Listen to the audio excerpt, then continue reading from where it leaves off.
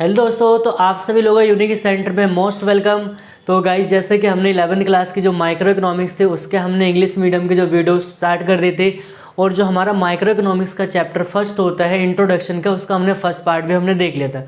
अगर आप में से ऐसा कोई स्टूडेंट है जिन्होंने नहीं देखा है तो यार सबसे पहले आप जाके फर्स्ट पार्ट को देखिए, देन आप सेकंड पार्ट को यहाँ पर देखिएगा, ठीक है। और यार देखो, आप लोगों के लिए एक इन्फॉर्मेशन ये है कि अगर आप लोगों देखो हमारा जो यूनिक सेंटर व्हाट्सअप चैनल है, आप लोग वहाँ से भी आप ज्वाइन हो जाइए, और वहाँ पर क्या होता है आपको जो लेटेस्ट आपको नोटिफिकेशन होगी या जो अपडेट होगी आपको मिलती रहेगी बस में। और डिस्क्रिप्शन में मैंने उसका लिंक डाल रखा है। तो अब देखो यहाँ पर हम बात करेंगे जो हमारा, ठीक है, पार्ट 2 रहेगा इंट्रोडक्शन का। तो उसमें हम देखेंगे जो माइक्रो इकोनॉमिक्स क्या होता है और जो मैक्रो इकोनॉमिक्स क्या होता है, उनके बीच में क्या क्या डिफरेंस होते हैं, बात समझ आता है, ठीक है। और यार अगर आपको वीडियो अच्छी लगे तो वीडियो को एक बार लाइक कर दो, शेयर कर दो, और चैनल को ज़्यादा आप लोग सब्सक्राइब कर दीजिएगा।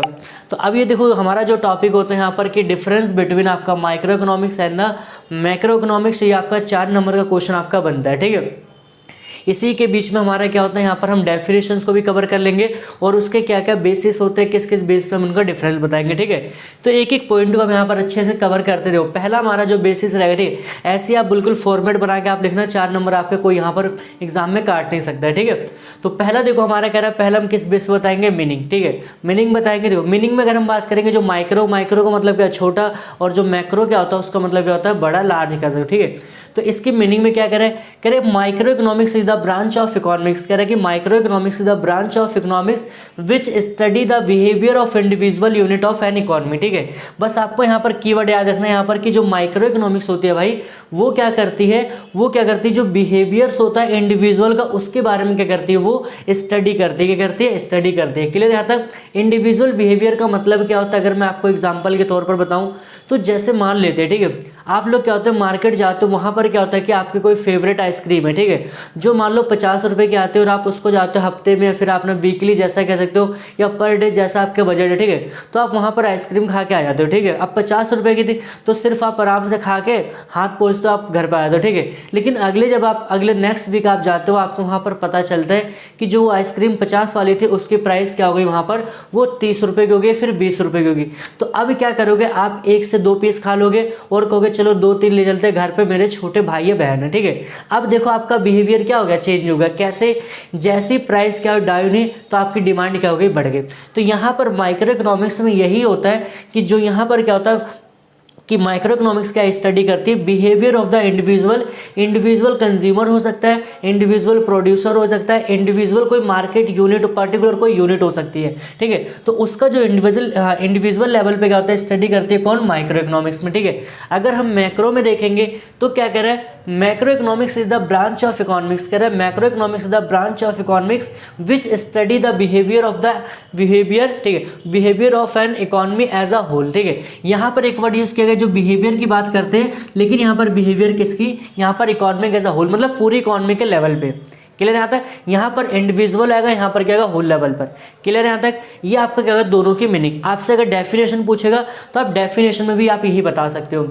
दूसरे पॉइंट की हम बात करेंगे डील्स विद, ठीक है। अब देखो माइक्रो इकोनॉमिक्स किस चीज़ को डील करती है और मैक्रो किसको करेगी, तो कह रहे it deals with various issues, की जो माइक्रो इकोनॉमिक्स होती है क्या, बहुत सारे जो इशूज़ होते हैं, लाइक कैसे क्या बात करेंगे, it deals with the various issues like a demand, ठीक है, supply, factor pricing, economic welfare and productions, consumptions and the more, ठीक है।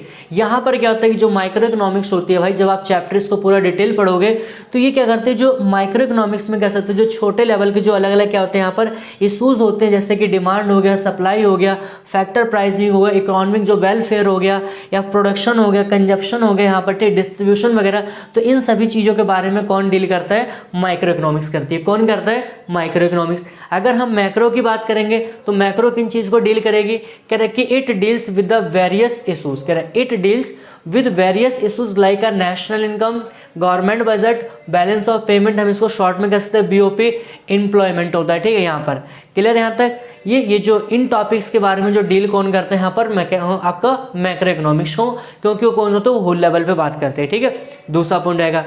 तीसरा पॉइंट की हम बात करेंगे ऑफ स्टडी, ठीक है। ऑफ स्टडी का मतलब क्या होता है, कह रहे it studies the particular market segment of an economic, ये जो मार्केट के जो पर्टिकुलर सेगमेंट होते हैं जैसे डिमांड वगैरह, ठीक है, तो उन पर्टिकुलर जो सेगमेंट के बारे में स्टडी करने की जो मतलब स्टडी करने की जो बात होती है, किसके अंदर बात होती है, वो माइक्रो इकोनॉमिक्स की, ठीक है। लेकिन अगर हम बात करेंगे जो मैक्रो इकोनॉमिक्स होती है, it study the whole economy, करके it studies the whole economy that covers several market segment. ये क्या करती है कि उन सारे मार्केट कहते हैं सेगमेंट के जो मार्केट होते हैं वो सारे के सारे मार्केट को बड़े लेवल पे, ठीक है, वो सारे के सारे सेगमेंट को कवर करती है जो पूरी मार्केट को ये एक तरह का रेगुलेट करते हो। क्लियर यहाँ तक?